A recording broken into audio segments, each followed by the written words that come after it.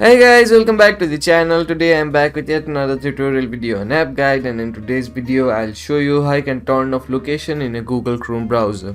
So you have the Google Chrome browser installed in a computer, you use that browser to browse the internet, and now you want to turn off the location users in that browser but you can't figure out how you can do it.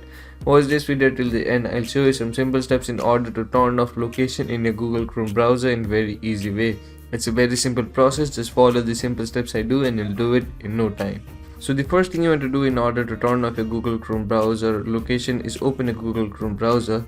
Once you open a Google Chrome browser, you land on an interface like this. Now from here, in order to turn off your location in a Google Chrome browser, what you want to do is simply tap on these three dots on the top right corner, then a drop down menu like this will open. From here, what you want to do is go into your settings.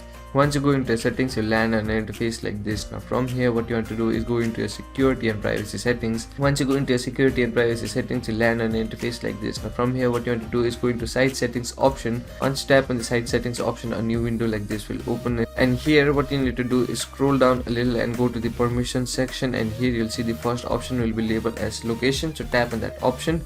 Once you do that, you'll see an interface like this. Now from this interface, what you want to do is simply select this option labeled as don't allow sites to see your location. Once you do that, all the sites will be blocked from seeing your location in your Google Chrome browser.